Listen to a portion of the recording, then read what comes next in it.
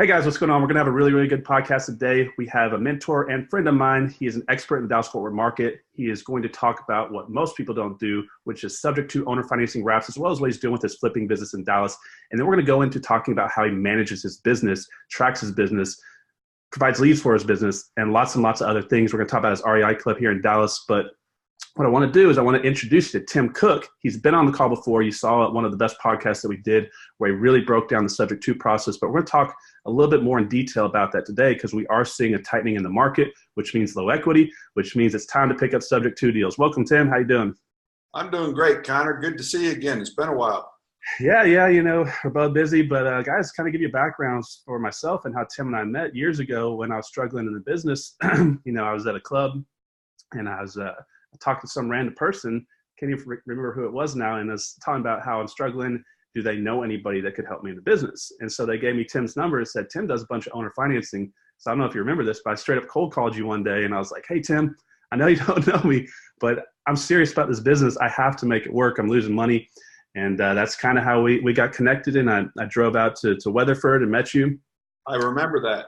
And so it was, and I think you remember that it was actually on my birthday. I got up super early, drove out there in the sleet and snow, and I think you saw that I was serious and was not just a snowflake and kind of flaking out like a lot of people do that hop in the business. And I'm grateful for everything you've done for me over the years and helping me, and I'm sure a lot of other people can say the same thing.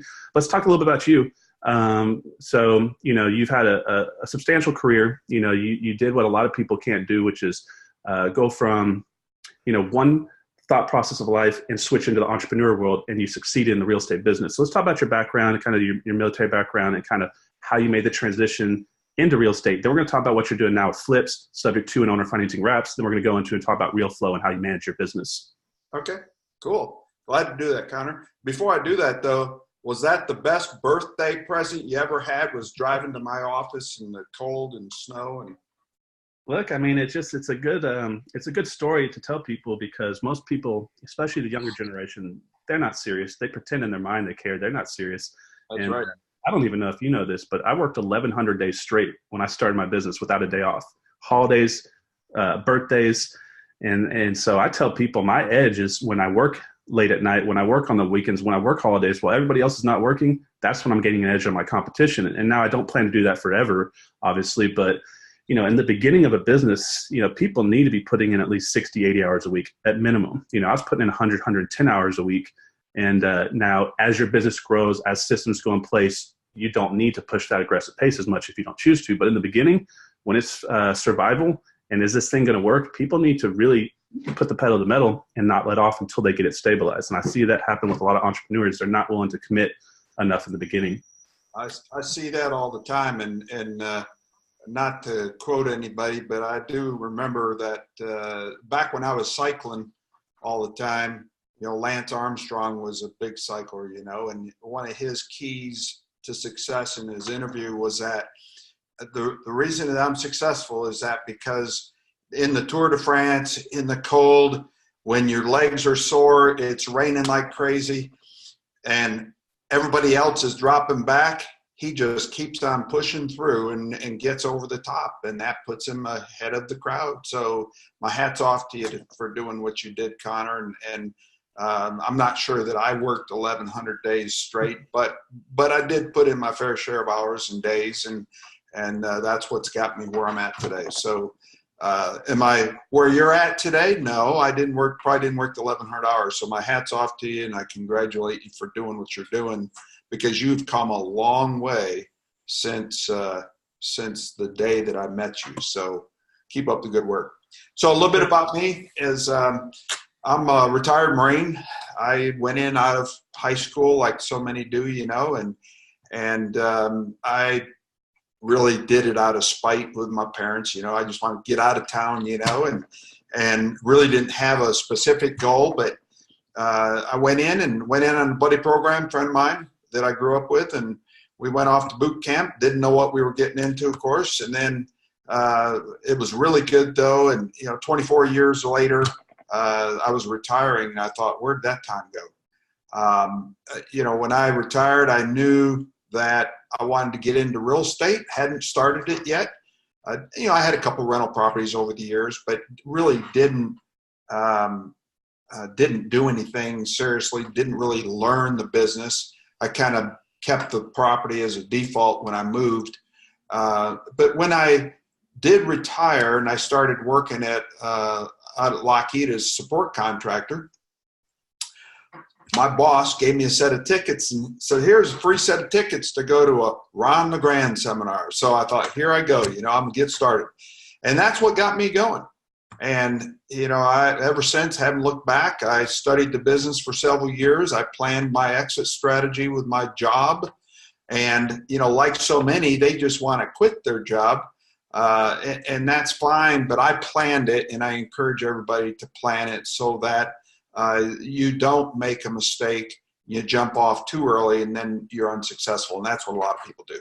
I actually gave them a year notice. People didn't think that they'd ever keep me there. I still have that written resignation letter in my office, and but they kept me. They must have liked me for some reason. I stayed that extra 12 months, and I've been on my own full-time investing since July of 2006. So it's been good. Since that time, though, I've spent a lot of money, well over $100,000 on education and learning all aspects of the business. My favorite by far, though, is the subject to transaction. And of course, you and I talk about that a lot. And I've helped a lot of people, a lot of investors with those type of transactions over the years. So I know that that's where you want to have a lot of focus today. So yeah, I mean, you're well known here in DFW for helping a lot of people to their creative strategies. And so a lot of people, when they get into the business, they stay kind of focused on a linear path, wholesaling, flipping, rentals, right? And many of them don't kind of branch out into the other side of business. Depending on which market you're in, you can do certain strategies, lease options, contract for deed, owner financing, subject to. And so right now, the market's getting primed to be a really, really good market for someone that does strategies like you're doing, because obviously people are in a low equity position. The housing market slowed down a little bit in a lot of markets around the country. And when there's big equity in a house, I mean, I know you're going to say that doesn't necessarily matter, but for most people, they don't have the negotiation skills, ability to close a subject to deal with equity in it. And what they usually have to do is they have to use that pressure of, this is the only way you can get out of this deal. You're going into foreclosure. There is no equity. You can't sell it. You have 14 days. What are you going to do, right? So what are your thoughts on the market right now? How are you preparing going forward? And let's talk a little bit about what you're doing with your flips, and then also in detail with your subject to and owner financing wraps, some of the things that people should be concerned about or be aware of as they jump into a strategy like this that you see new entrepreneurs kind of struggle with or make mistakes doing. Okay. So so let's start on your thoughts on how's the market primed for the strategy that you're doing. This is something that you're excited about? Well, it is, because I went through the last downward turn. And that made it really good for me when that collapse happened. I'm a big believer, though, in having a lot of tools in your toolbox. So I don't focus on one type of strategy. There's a lot of wholesalers that want to focus on nothing but wholesale. And then when it comes to some other creative deal, they're not prepared to deal with it. They don't have the education and the experience behind it. They don't even fully understand it. Some of them want to still go try and do it, and that's when they booger it all up, and it doesn't help them or the sellers. So I believe in educating myself and getting the knowledge, and then I do multiple things. I don't just do subject to deals. I don't just do owner finance. I don't just do flips. I do a variety of things. And, Ron taught me years ago to be more of a transaction engineer and not necessarily a wholesaler, because, and it doesn't mean that you have to be the expert on it, but you have to be able to recognize an opportunity and then go partner with somebody. So that's what I've done. And that's what I teach a lot of folks like yourself to be on the lookout for all those different types of deals and know who to go to. I'm excited about the market. You've already been hearing on the news. Anybody that turns on a TV has been hearing that things are slowing down. Does that mean we're in a 2006, 7, and 8 time frame, in market conditions? No, we're not there. But things are changing, which means you've got to be more conservative on the offers that you're making. You and I both see deals come across our desk all the time that are way out of price range. They're not deals. They're over leveraged, and they're asking too much for them. And of course, the rehab costs are always underestimated, right? So the numbers just don't work.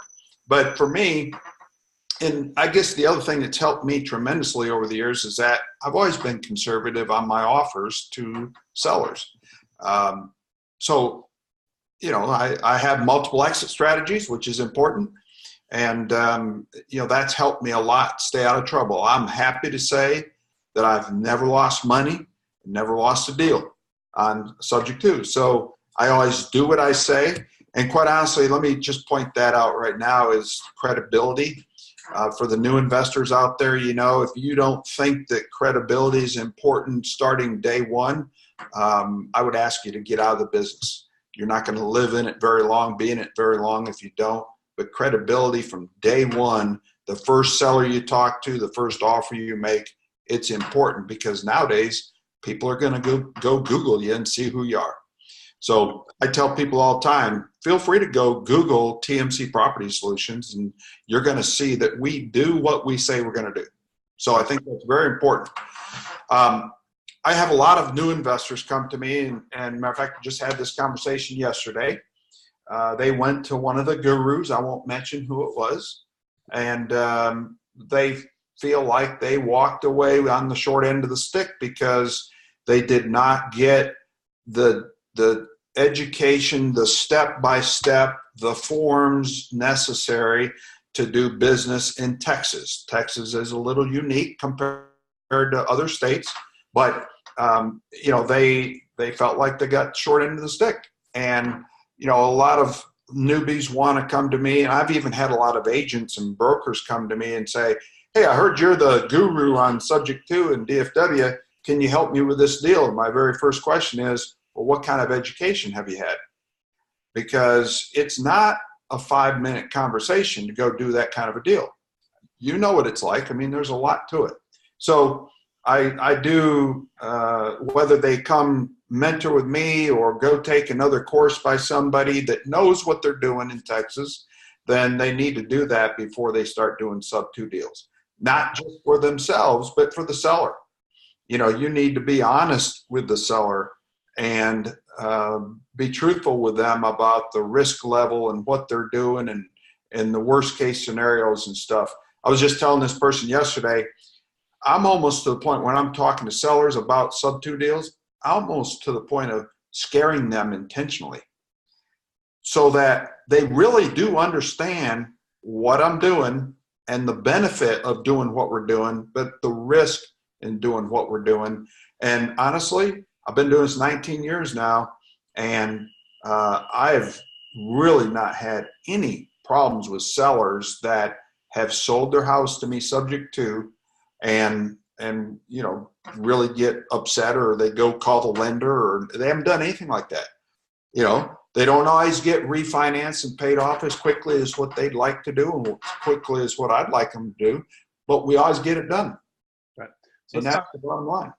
Yeah. So guys, when you come in to do more creative types of strategies, you have to work on your communication abilities, your communication skills, your negotiation skills, because this is not just throw a lowball offer and let the cards fall, right?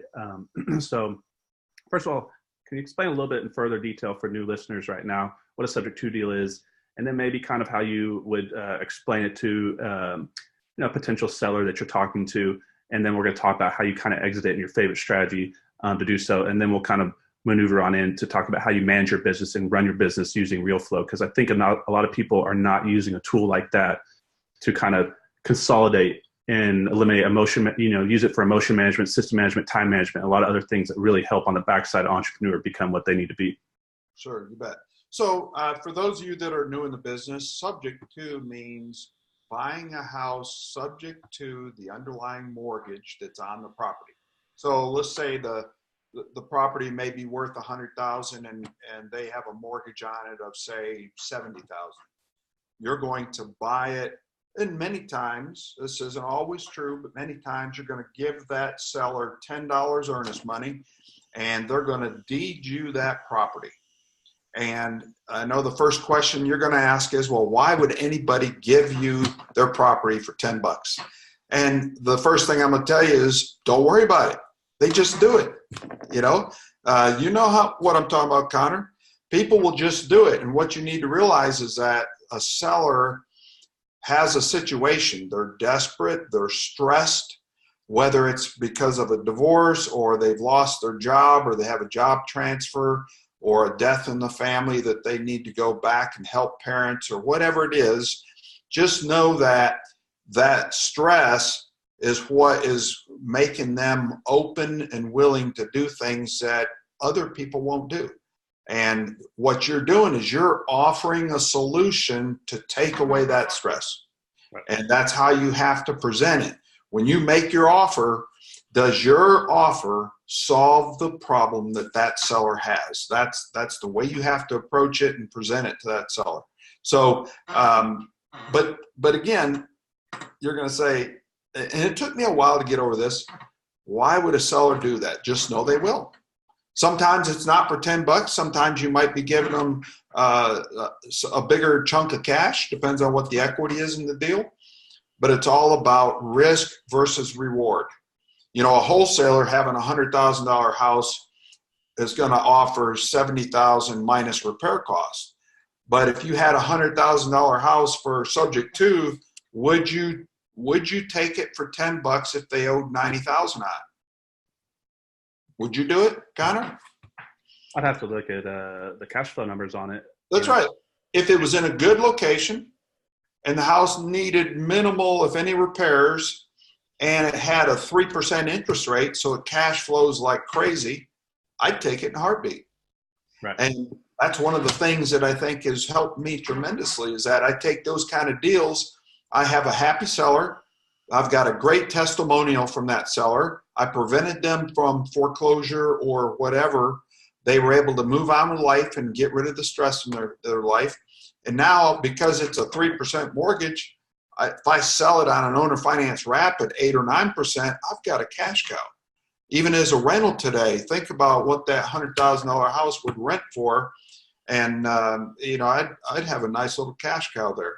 And then I keep it for a few years, and then I either rehab it and sell it, or I sell it on an owner finance wrap and make nice little payday on it. So it opens up the doors for you to buy a lot more properties and to help a lot of sellers. Right. And it's just, a lot of new investors that they get in, they have someone call them and they're like, I want $100,000 for my $100,000 house. They just trash that lead. They throw it in the trash can, and they don't even intend to work this type of transaction. Right. And so that's why they need to reach out to someone like you that can kind of help them, because they're just throwing money away. In fact, if you are a creative investor, you should be reaching out to the new wholesalers in your marketplace and saying, what are you doing with all these low equity deals? Because some of you are real estate agents, you could get those deals as for listings, or as well as you could take them for low equity types of transactions like we're talking about. What are some of the biggest hurdles you see, people, struggling getting this strategy going? I mean, obviously, I think personally what I see is they're not willing to take the failure bumps enough until they get used to the conversation flow on how to explain the model and how to get the contract in place. And they go out there and try 2 or 3 times and they get rejected. And then they say, no one will ever sell me their house doing it like this. And that's what they get. And then they stop trying to do that type of transaction.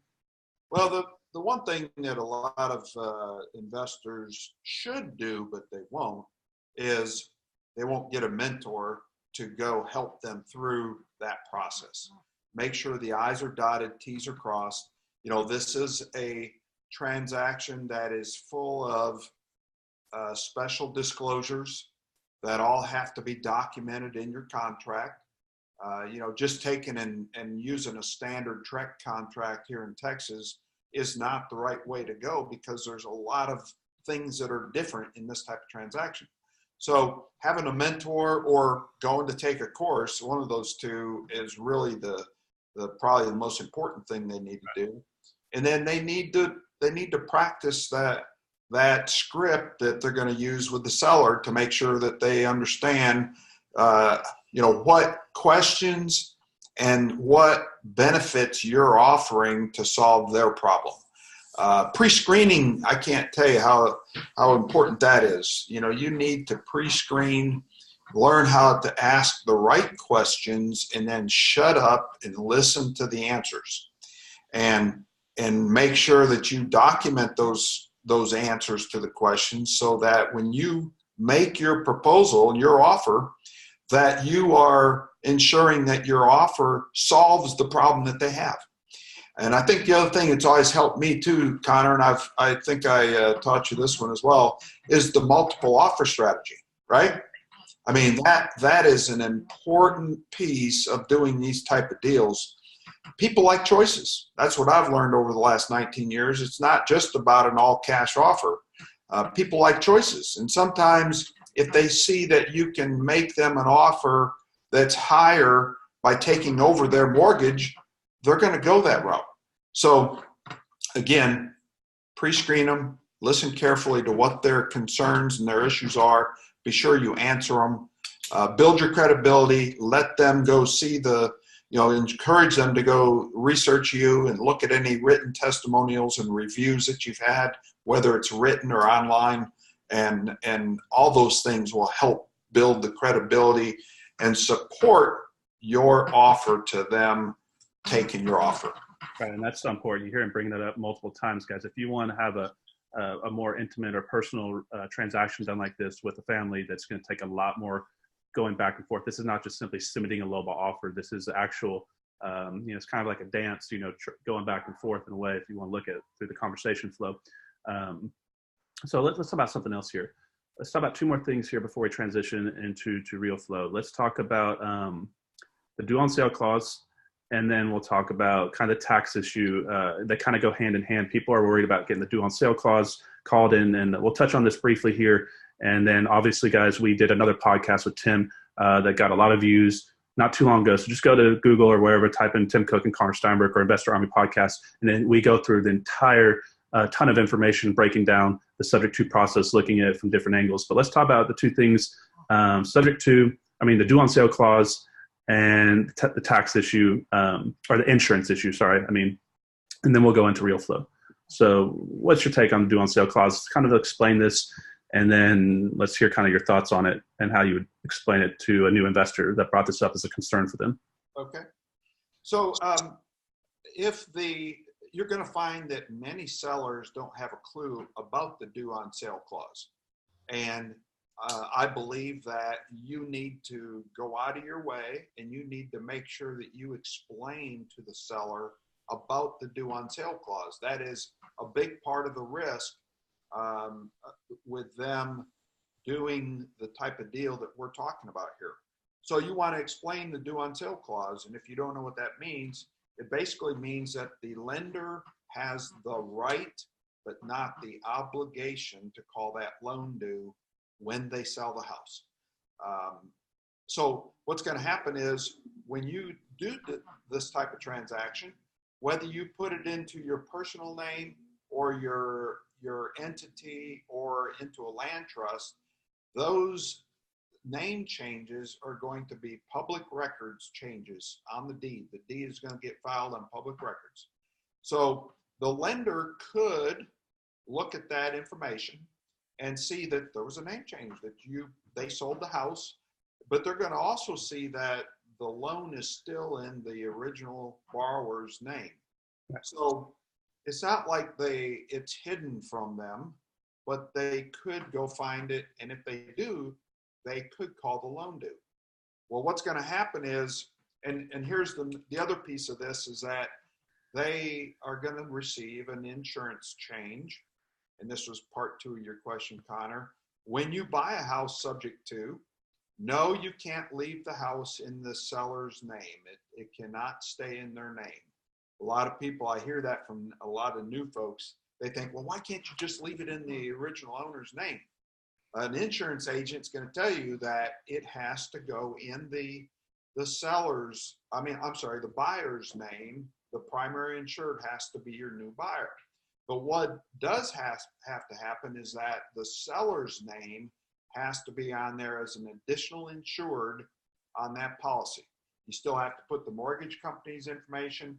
You're going to put the seller as additional insured, you're going to have yourself on there, whether it's your personal name, your entity, or the land trust goes on there as a second mortgagee. So if you've got equity in that deal. So if you're buying it and holding it, then it's going to be, you're going to be the primary insured. If you're selling it, you still have to be on there, either in the trust or the LLC that you're working under. So all that has to happen. And oh, by the way, not just any insurance company will insure these type of deals. So we have certain insurance companies that we've learned to work with over the years. We have one that's in our investor group, to sponsor of our West DFW REI group in Fort Worth. We can get you others if necessary, but there's not just any insurance company will insure those type of deals. Right. Yeah. So guys, we go really in deep detail into other podcasts. Go check that out. But now to do all these types of transactions that Tim's doing, and obviously, we talked about flipping, but everybody understands flipping houses. So we're going to dig into how you manage your business, how you track your business, how you generate leads, how you're doing your email marketing through your business, pretty much anything and everything you're now running through RealFlow, right? Is that pretty good assumption?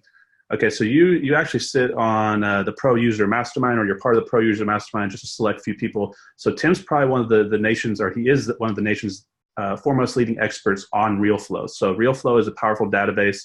Kind of you break it down. Let me hear you explain what you would, how you would explain RealFlow to a new entrepreneur that's getting in, looking to scale their business.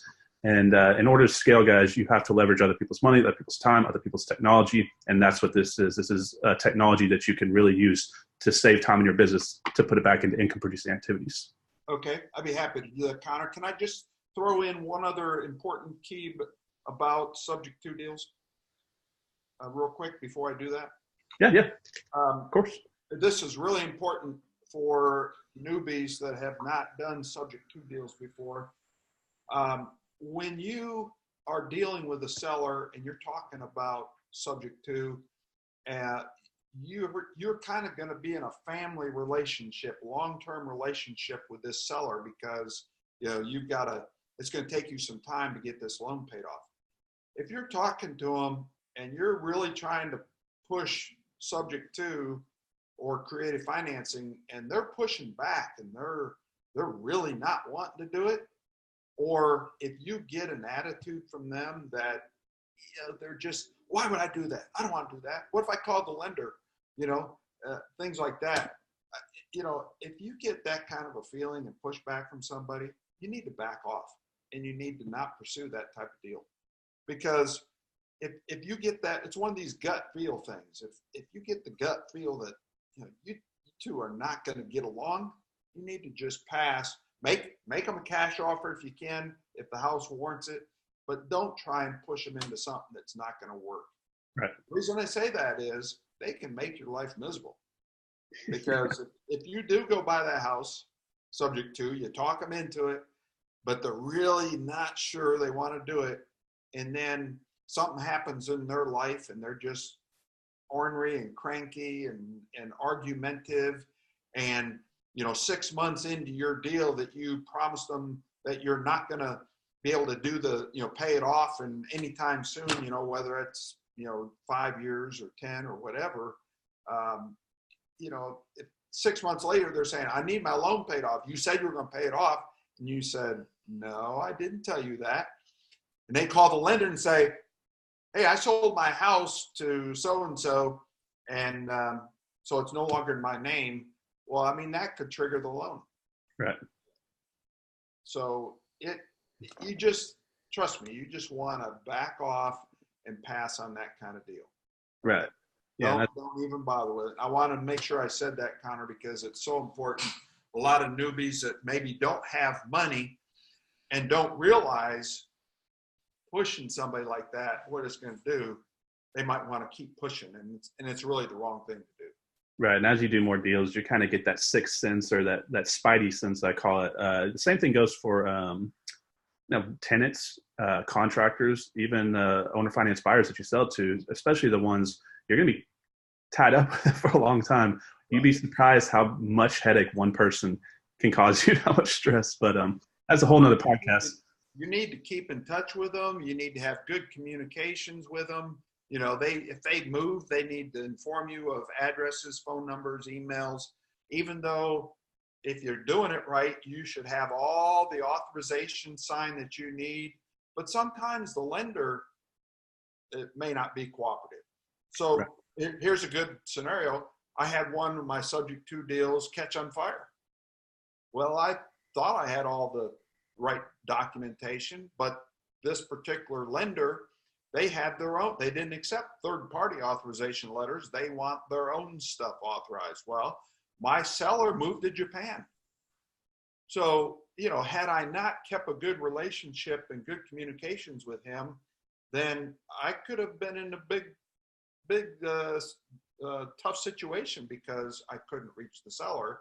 And fortunately I did, and got it all taken care of and handled all the insurance claims and everything. So it went just fine. So Right. enough of that. Yeah, let's talk about RealFlow. A lot of changes have happened. You know, I've used RealFlow for years. I know you're doing a bunch of workshops and webinars on how to help people kind of integrate and learn the system because it is so powerful. And guys, if you're watching this, one of the biggest things I see new entrepreneurs making, or even people that have been around for a while, is they don't have the business maturity or discipline to kind of slow down to speed up, meaning they don't want to take time to either hire new people for the office and train them and to kind of go forward. So you may have a dip down and then acceleration back up, or slow down to introduce new technology or new, something like RealFlow that can accelerate your business once you figure it out and have it integrated into it. But this is something a lot of people should be using. Talk about some of the features that you're using right now that you use and that are most important for you in your business, and then kind of some of the things that they've changed or are changing going forward that are coming. Okay. So my first disclaimer is, Connor, is that I'm not a RealFlow employee. I'm a user and I'm a lover of this system because it's such a great system. I have been on the tool for over 9 years. I'm probably one of the long-time users of the tool, and I just love it. Does that mean it's perfect? No. Does that mean they have problems from time to time? Yes. It's software, it's website, it's going to happen, right? So, but the thing I love about it is it's a system. And if you're a systems kind of guy and want to be organized and stuff, this is the kind of system you need. There's a lot of tools out there that do different things. This is the one that happens to work for me in my business. And I would encourage you to, take a look at it. I'll give you a little more information there where you can check it out for 60 days towards the end of this call. But it's a system. I can do pretty much anything and everything in my business by utilizing this system. I can track buyer leads, seller leads. I have multiple websites all connected to the system, so all the leads are dumped into my system. You can receive email notices of those new leads as they come in. I can do my deal analysis in there. I can do my rehab estimates in the tool. You can print out nice little statements of work to give to your contractors so that you're getting, an even a good comparison of your estimates amongst all the different contractors you get estimates from. And then once you purchase the home, you can use the rehab planner tool in there that's all connected to the Home Depot SKUs. So it just makes the whole process a lot easier for your contractors or for you if you're doing those rehabs yourself. You can do all your marketing in the tool for selling. You can generate leads, and this is, I think, the thing that Connor was getting to first off was the lead generation side of things. You can get your own leads inside RealFlow called Lead Pipes, and if there is one upgrade, it's a lifetime upgrade where you can get Lead Pipes Pro, which gives you nationwide access to leads across the country for 14 different types of leads. So all that's real time. You can download 1,000 leads a day, and you can do direct mail from within the tool. By the way, hope I don't get in trouble for this, but we're getting a whole new direct mail tool coming out of RealFlow here any day now. So the cat's out of the bag. I probably wasn't supposed to say that. But there's a whole new direct mail tool coming that's going to be awesome so that you can I'm serious, you can take and export your list. You can filter it down to whatever level you want, these 14 different types. Actually, it's 17 different types of leads. And you can be sending direct mail in a matter of 2 or 3 minutes. It's that quick. So just simplifies things. And oh, by the way, it can also import all those leads right into your account. So you can start skip tracing them if you do that, calling them, texting them, email them, all that stuff. So you can do that in just a matter of minutes. But again, I think the thing that Connor was really getting to, him and I have talked about this a lot, is that it's a system. I can run every bit of my business right here. It's a little harder on this, so my iPad's a little better when I'm out in the field. But I can do the analysis. I can take pictures, import the pictures into the file, so forth, right into RealFlow. It makes it easy. You have task tracking. You have a calendar. Track all your appointments. You can track all your expenses as well in the tool. But here's one of the most important pieces for me on why I use it. If you signed up today, if you do not use RealFlow, Connor knows where I'm going with this comment. If you don't use RealFlow today and you decided to sign up and you had 0 buyers in your system, you could put your property in the system and you can do what's called the Community Power Match. And you're able to send your particular property based on the city and state of that property out to the entire users community of over 100,000 users across the country and Canada for RealFlow. And the system will match your house to their buyers list, and it will tell those RealFlow users how many buyers they have that could potentially be interested in my house or your house if you're brand new in the business. So this is very powerful. You could sell your house to some user and their buyers list and never talk to them. You don't have one buyer on your list at all.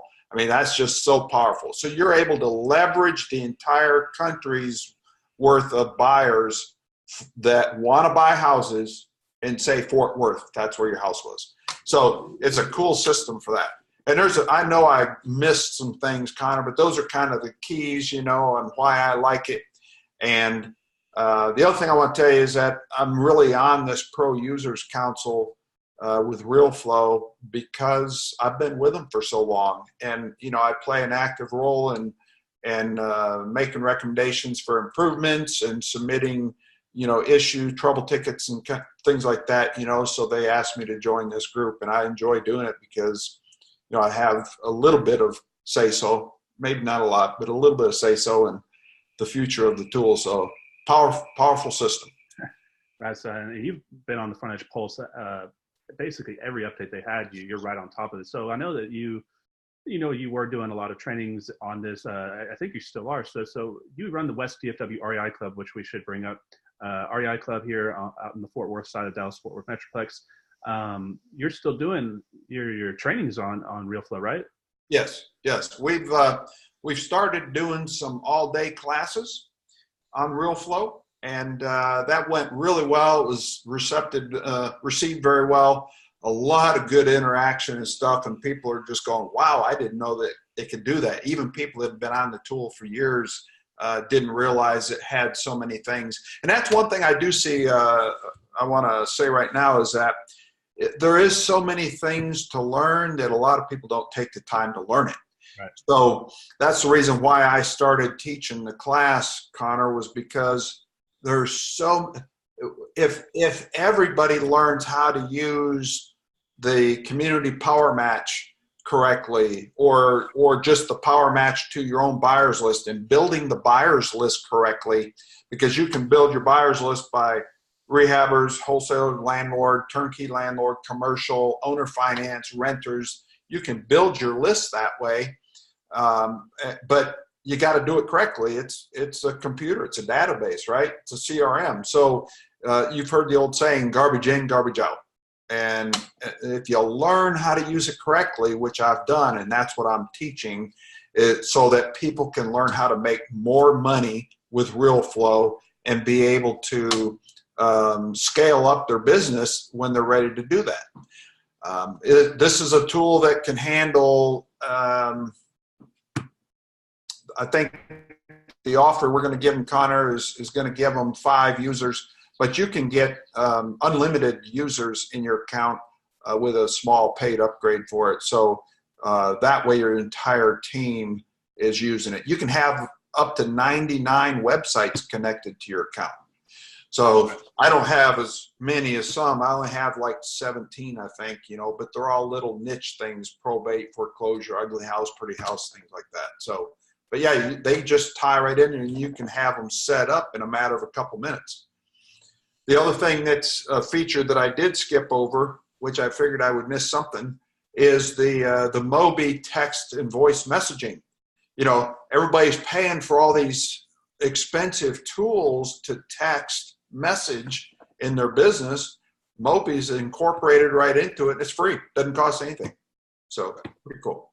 That's powerful. Yeah. So a lot of times when using something like RealFlow, or even, we talk about Facebook and YouTube, people feel like they're holding a little squirt gun in their hand, but really they have a rocket launcher and they're not taking the time, like we're talking about, to slow down and learn it. And that's what helped me a lot when I went to your event.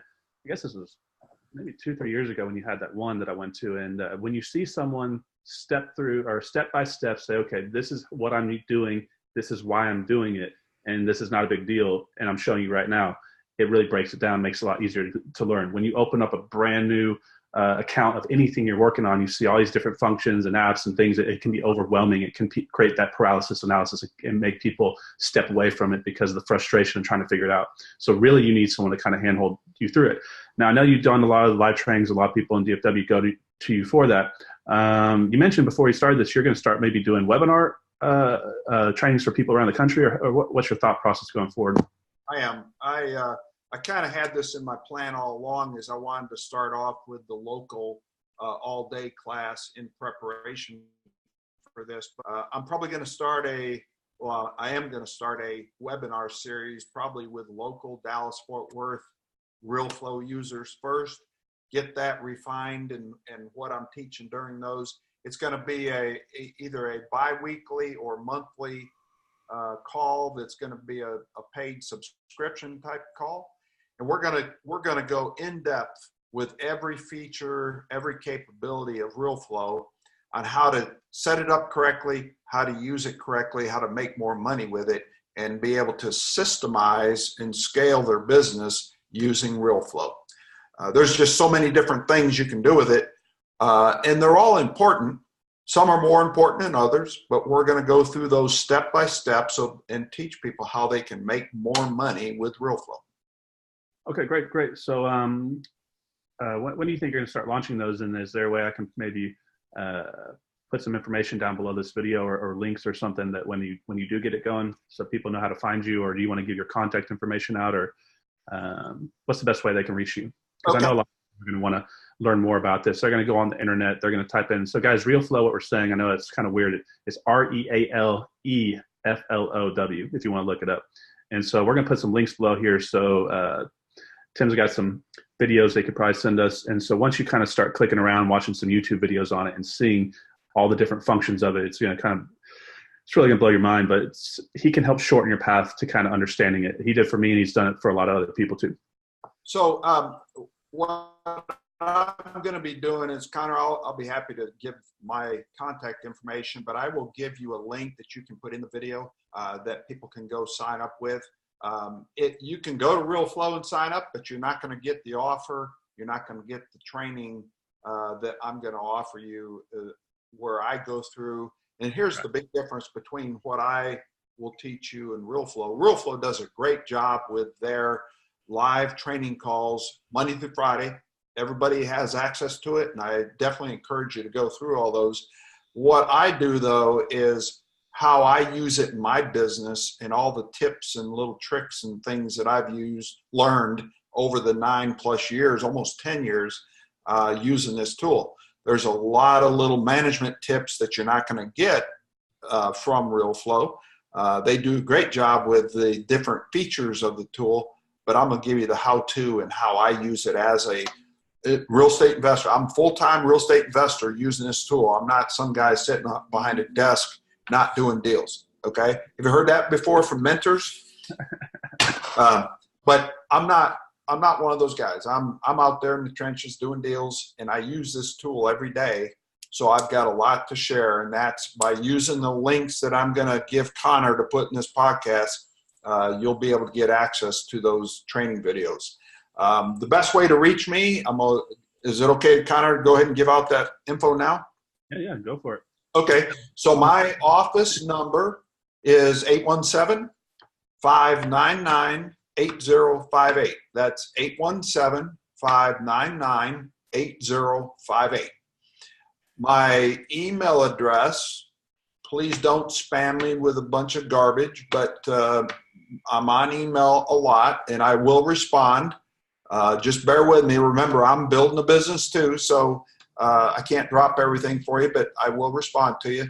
The best email is information, the word information, at iBuyNorthTexasHomes, iBuyNorthTexasHomes.com. So it's information at iBuyNorthTexasHomes.com. So you're welcome to send me email or questions there if you have regarding RealFlow and subject to, and I'll help where I can. West DFW REI Group. So Connor mentioned that group. I run that group in West Fort Worth. It's called the West DFW REI Group. It's a meetup group today, but we are fixing to launch the new website, which will be westdfwreigroup.com. It's a live site now. It's just limited on what you'll see, but you're welcome to go look at it now.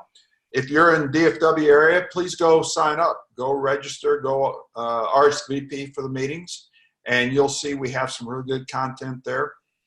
But when we launch the new website, we're going to have all kinds of new members benefits. I haven't told anybody this, Connor, so I hope I don't misannounce this, but we're going to have all kinds of new membership levels with benefits that are just going to blow your mind. So watch for those announcements. We are planning to pre-sell those memberships. Our membership program is going to be so cheap that it's probably stupid for me to even do it this way. But then we're going to pre-sell it and make it even cheaper, but it's going to be a very short window for people to come on board and sign up for those membership benefits. Right. So that's coming. If you drop me an email, I'll tell you about the announcement. You'll be one of the first ones that hear the announcement on what the pre-sale deal is going to be. And if I can get it back to you, Connor, maybe we can put it out through your podcast as well. Yeah. So guys, a lot of great success stories coming out of that REI club.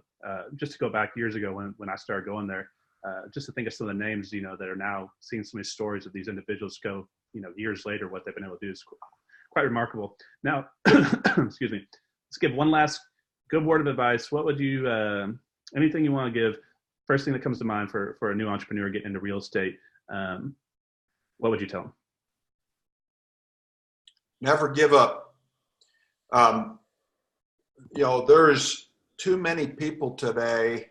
Connor, you see it all the time. We've talked about this before. There's so many people that come into this business and think that it's an overnight get rich quick kind of scheme and opportunity.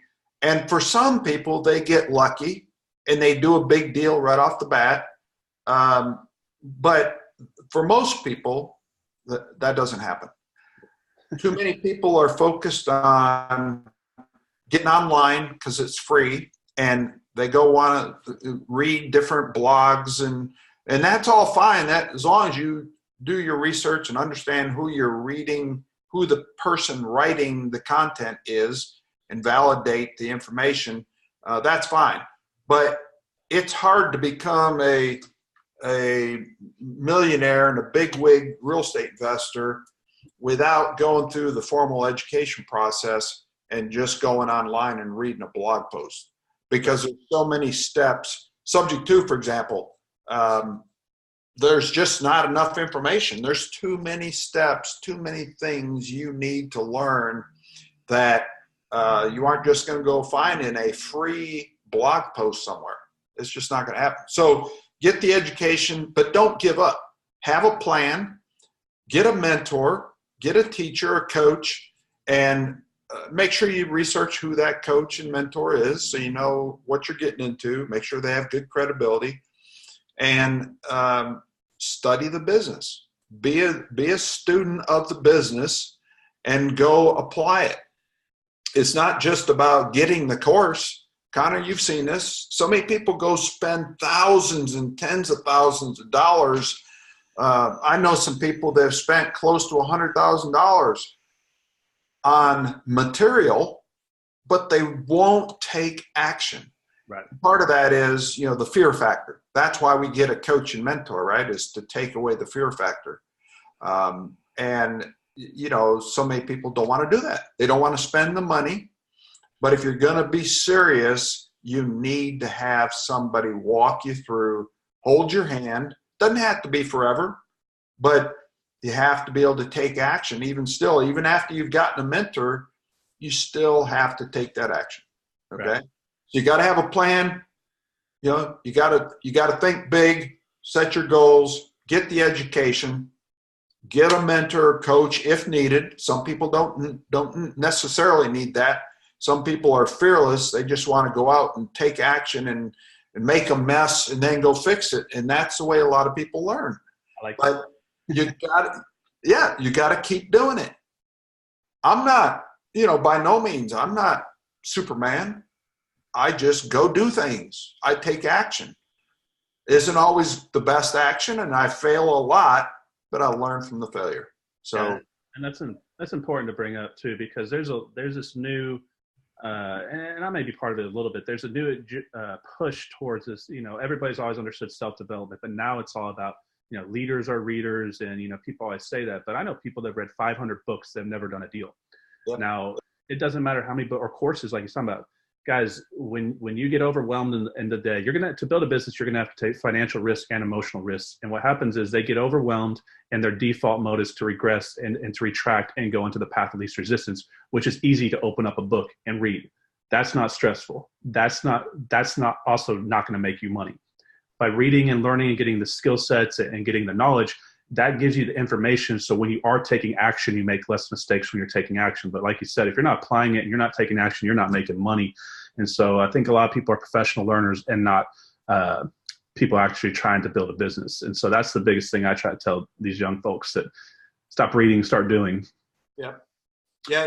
You can't just keep taking in.